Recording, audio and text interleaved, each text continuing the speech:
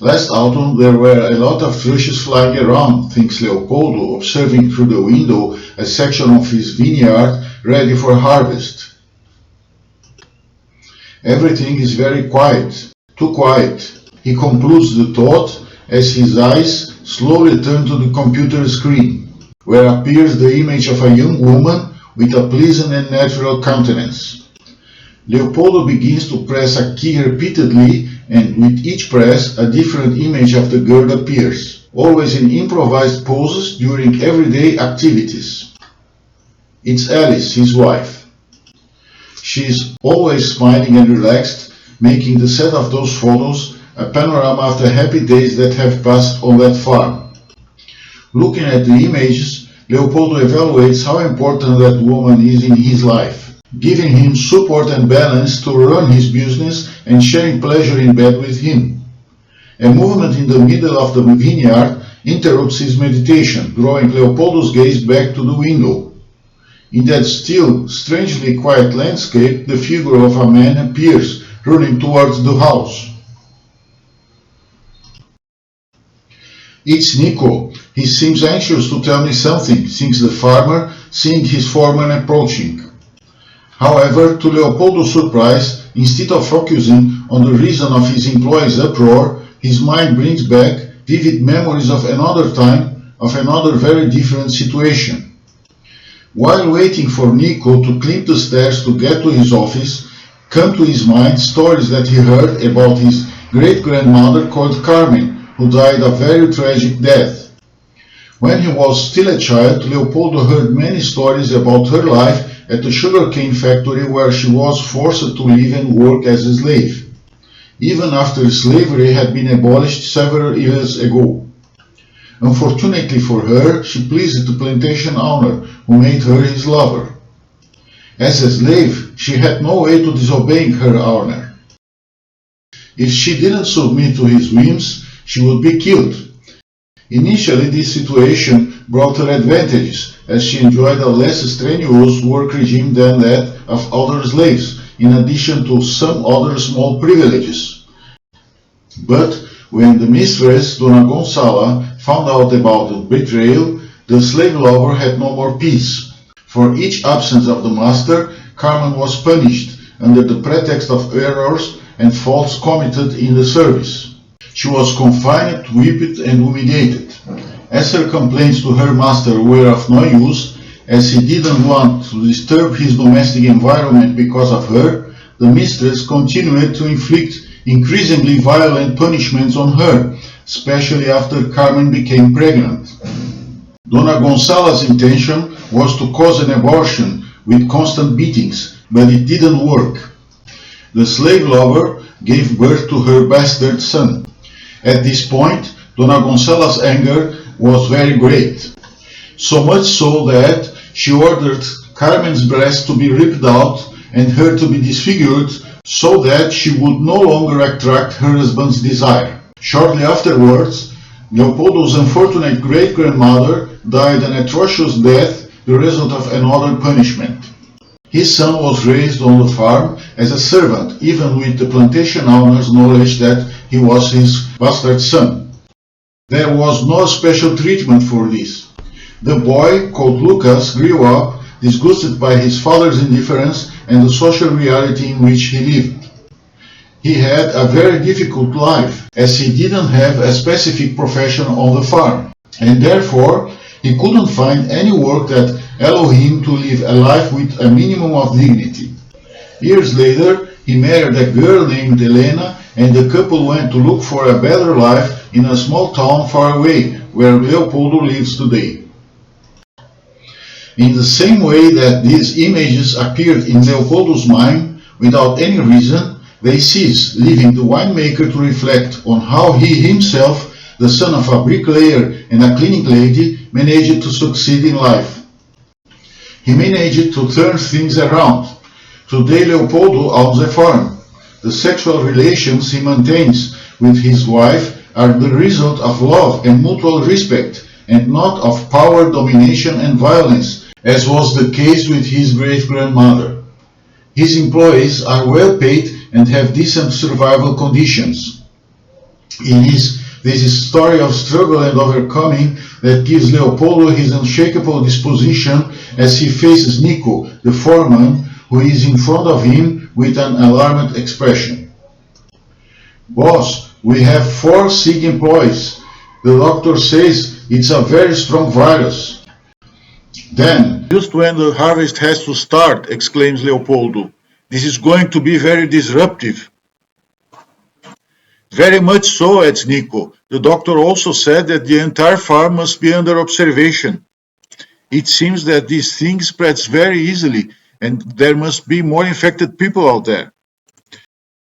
Leopoldo slams his fist down on the table in a gesture of irritation. His face takes a very worried look as he concludes. So the case is serious, and now that everything seems resolved.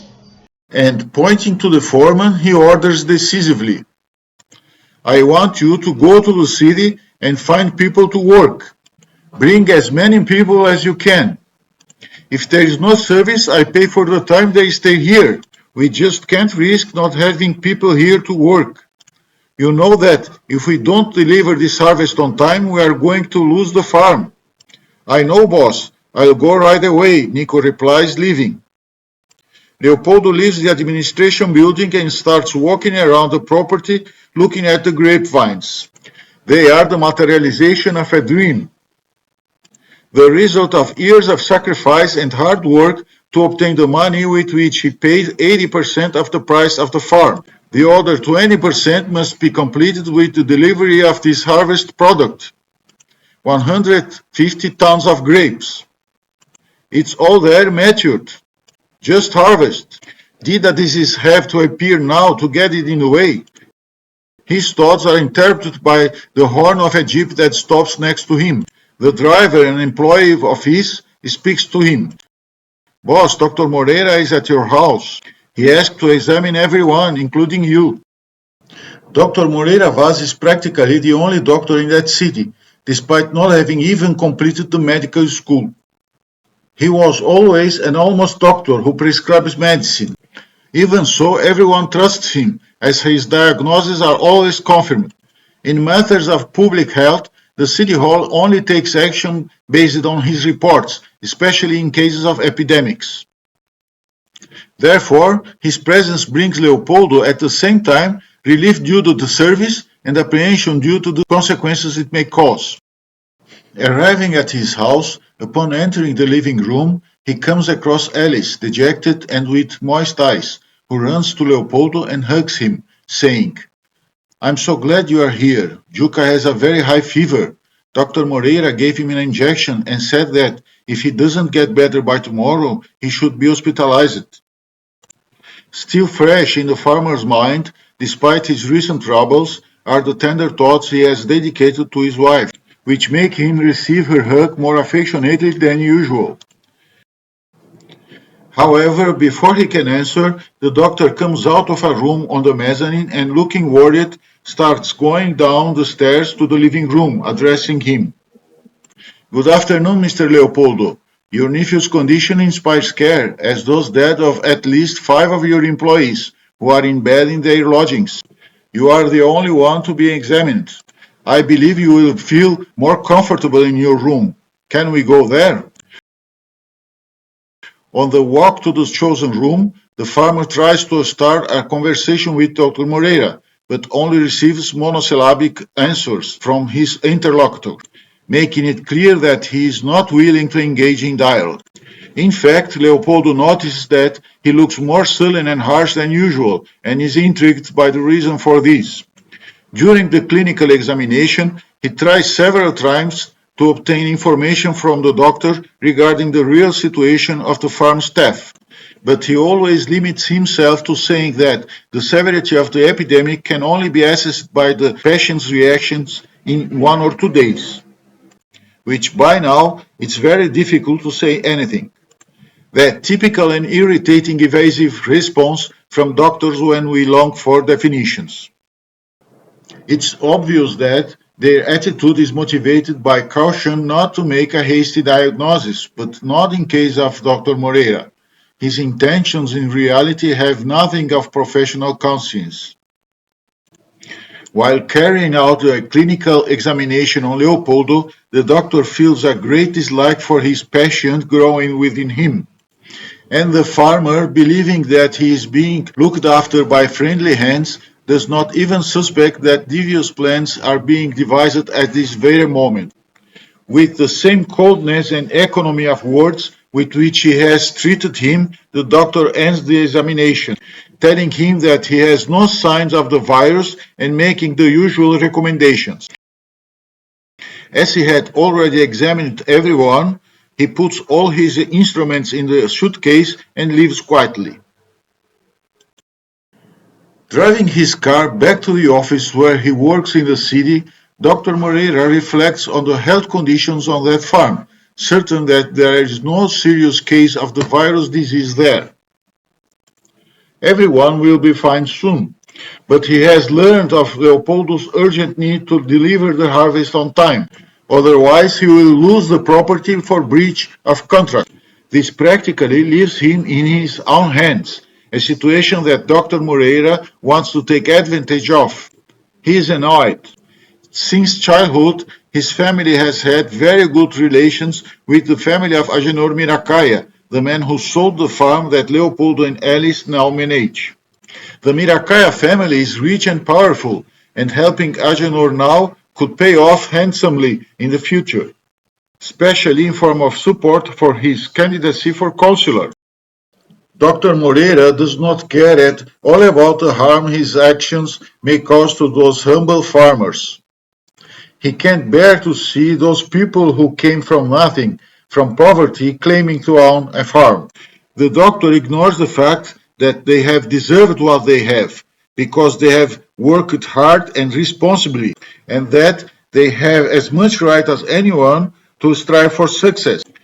Despite this, the fake doctor wants to do everything he can to avoid the success of that harvest.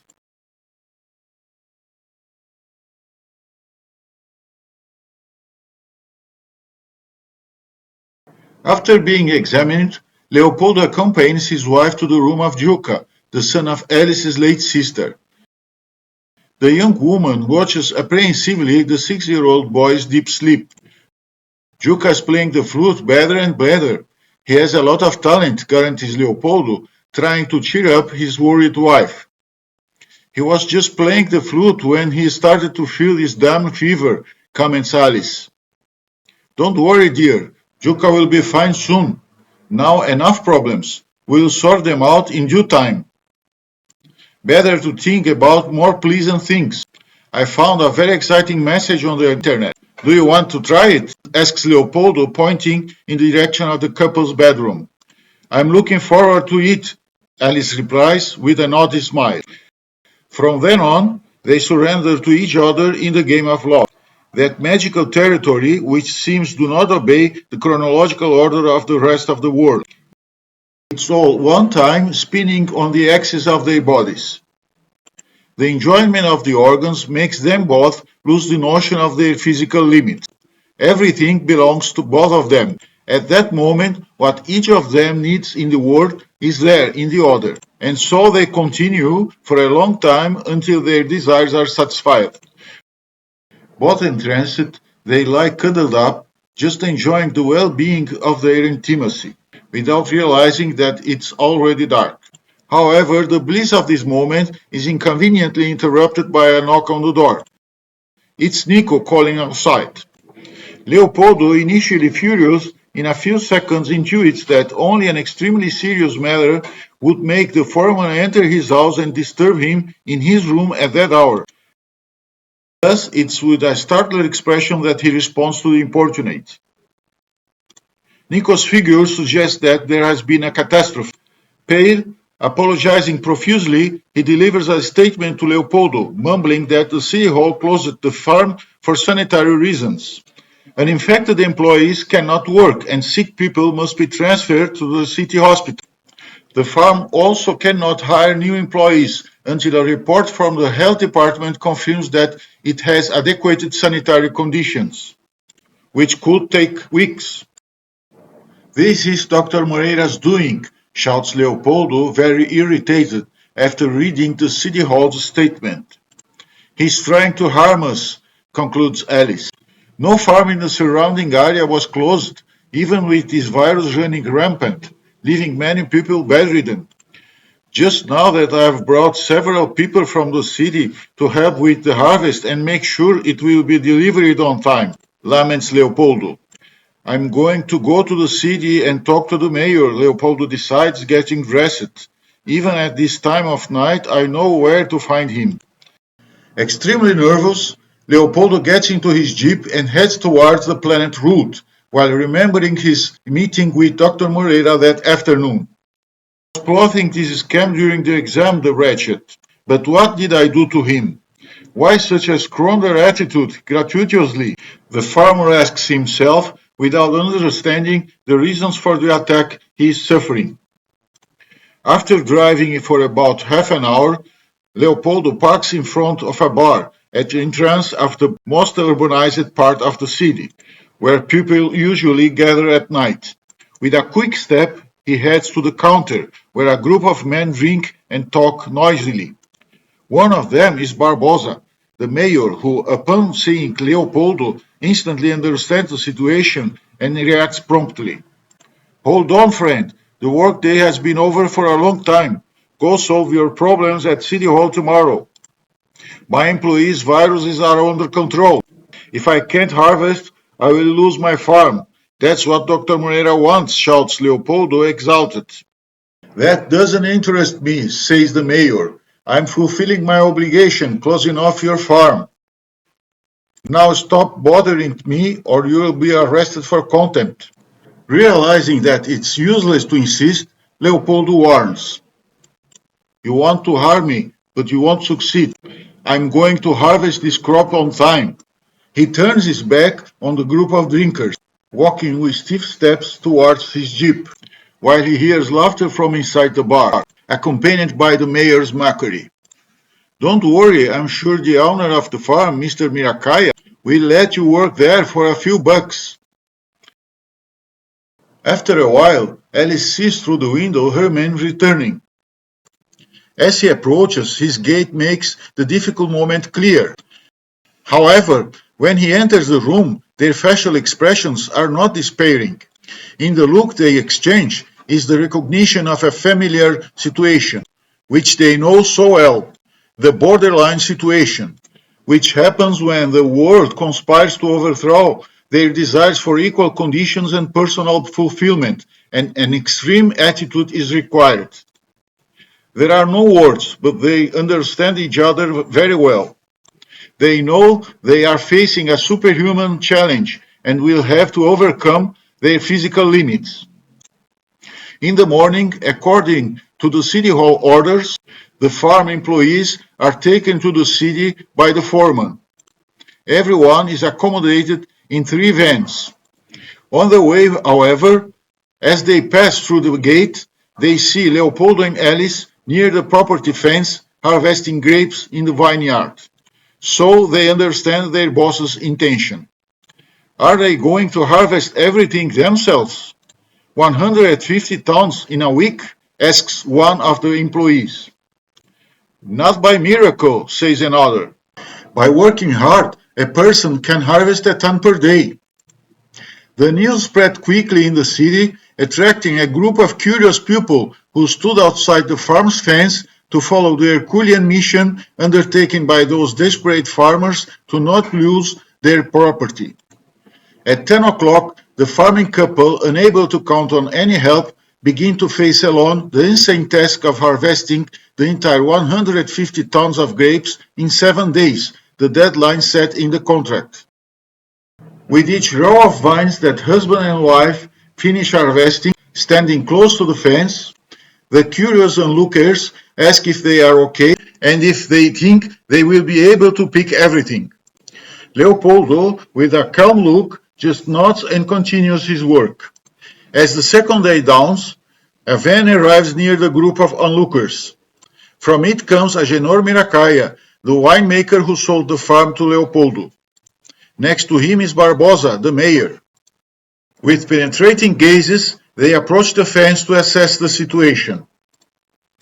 It's humanly impossible for them to do it alone. concludes the winemaker. Barbosa, are you sure they don't have some employee hiding in the middle of the vineyard helping this Leopoldo guy? Absolutely, guarantees the politician. The farm is surrounded by city hall inspectors. No one enters or leaves without being seen. One of them has just been inside to check. They are alone. After a while, Leopoldo and Alice begin to approach the end of another row of vines when, in the distance, they see the new visitors quickly recognizing Miracaya and Barbosa. They came to see our misfortune up close, like vultures, murmurs Alice. But I'm going to lower their hopes, replies Leopoldo, and shouts to the new observers. Hello, Mr. Miracaya. Have you come to see if you can earn a nice farm without pushing yourself? You have 6 days to deliver 150 tons of grapes to me.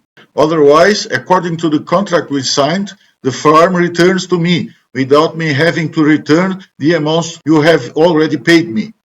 Do you think you can do it with just you and your wife picking the grapes? There are 20 hectares, observes the winemaker without containing a smile of satisfaction. We have already harvested almost 7 tons between yesterday and today, says Leopoldo. But for this, you work 24 hours without stopping, challenges Miracaya. How long will you resist? You can wait for the grapes at your winery. It will be delivered on time, guarantees Leopoldo, returning to the work. Thus, the couple continues in their inhuman and torturous task, under the eyes of onlookers every time they come close to the farm's borders. Most of the passers-by are sympathetic to those farmers, placed in a real trap. A dozen City Hall inspectors are also monitoring the development of events, scattered across the farm to prevent any possible illicit assistance. Leopoldo and Alice's work regime simply consists of working 24 hours a day, stopping for 30 minutes every 4 hours to eat. They know that, even so, it's impossible to harvest the required production within the time stipulated in the contract they signed.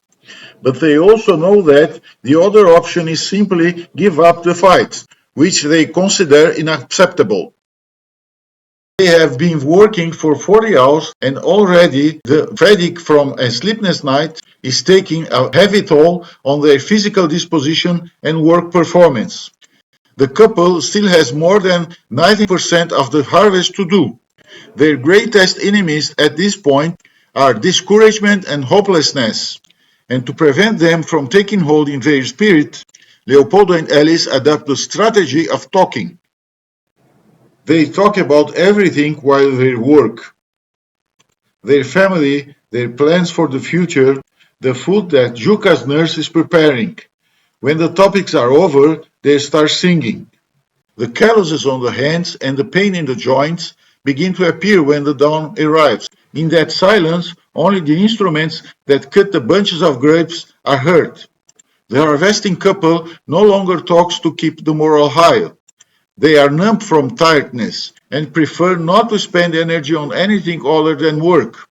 At most, from time to time, they transmit confidence to each other through an exchange of glances. But deep down, permitting their thoughts and sometimes increasing their determination, sometimes hindering their efforts, is anger. A growing anger at the injustice with which they are being treated. This gratuitous violence. What harm have they done to those people who, by improperly using their legal authority, impose such suffering on them?